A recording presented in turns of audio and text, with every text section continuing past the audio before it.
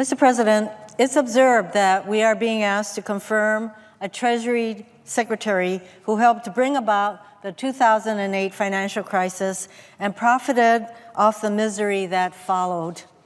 During his campaign, President Trump promised to crack down on Wall Street abuses. In one of his campaign ads, the president said that the CEO of Goldman Sachs was part of a, quote, unquote, global elite that was, quote, robbing our working class, end quote. He said that on Wall Street, quote, it's the powerful protecting only the powerful, end quote. Given his campaign promises, it's astounding that President Trump nominated Steve Mnuchin, someone whose business record embodies the worst abuses from the financial crisis, to serve as Secretary of the Treasury. In the fall of 2008, when I served in the U.S. House, then Treasury Secretary Hank Paulson came to Capitol Hill and painted a dire picture. He told us that without drastic intervention by Congress and the White House, the entire global financial system would collapse. The situation was so dire, he argued, that we could not even pause to provide additional, meaningful relief to the millions of families across the country facing home foreclosures. In the years that followed, we learned a lot more about just how bad things were. Many banks sold mortgages to people who couldn't afford them, packaged these mortgages into complex financial instruments, colluded with ratings agencies, and sold these quote-unquote products as solid investments. The American people stepped in with hundreds of billions of dollars to bail out Wall Street. But without effective, broad laws in place before the financial crisis to prevent predatory lending, millions of people lost their homes and trillions of dollars in household wealth. Many of these victims have yet to recover. Again, this was bad enough as it was unfolding. But in the years that followed, we learned more and more about the numerous abuses these banks perpetrated on the American people.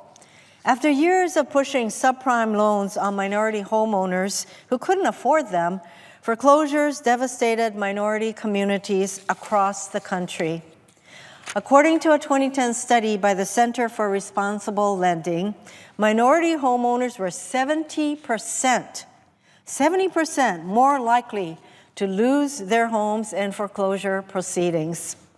Many banks also violated judicial foreclosure proceedings when they signed hundreds of thousands of foreclosure documents without reviewing them, also known as robo-signing. Some of my colleagues might argue that it isn't worth rehashing this devastating economic history, but I disagree. Because today, we will be asked to vote for a Treasury nominee whose questionable business practices earned him the title of Foreclosure King. The Foreclosure King. As a senior executive at Goldman Sachs for 17 years, Steve Mnuchin was an evangelist for the types of financial transactions, credit default swaps, and collateralized debt obligations that crashed the economy in 2008. He said these instruments were, and I quote, an extremely positive development in terms of being able to finance different parts of the economy and different businesses effectively, end quote.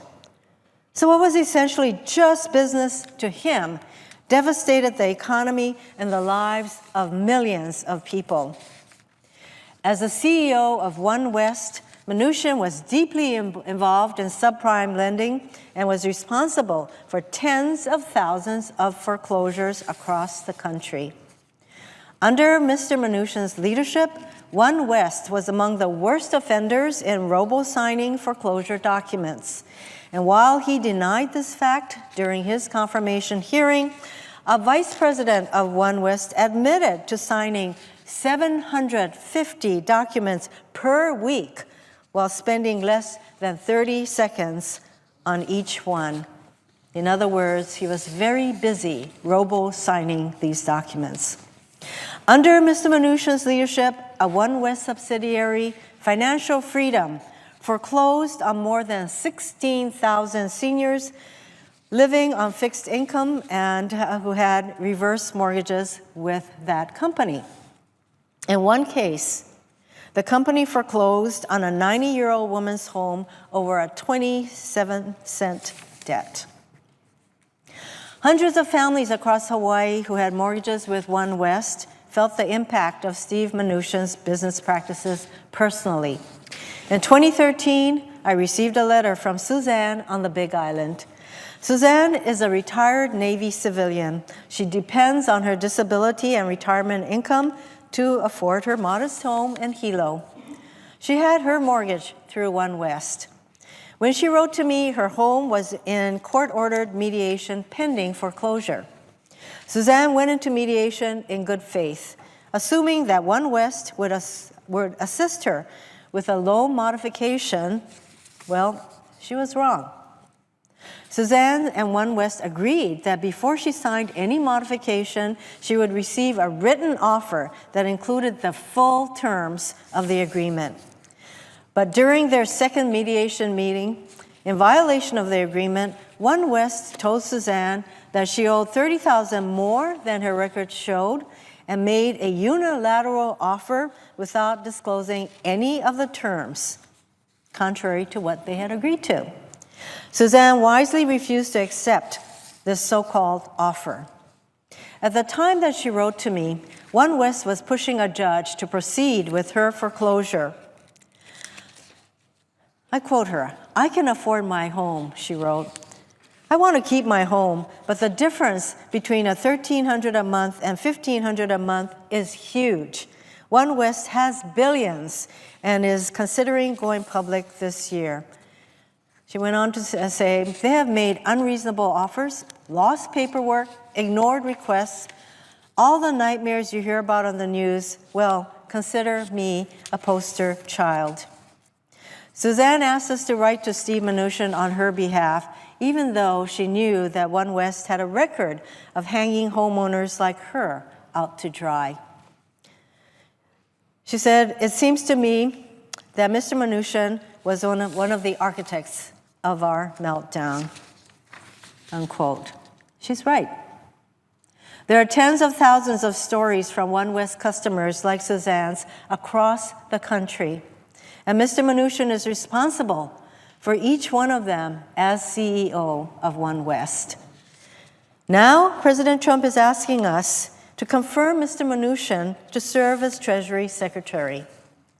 Throughout his campaign, President Trump made it clear that he wants to dismantle Dodd-Frank, eliminate the Consumer Financial Protection Bureau, and roll back financial regulations that would prevent another financial crisis.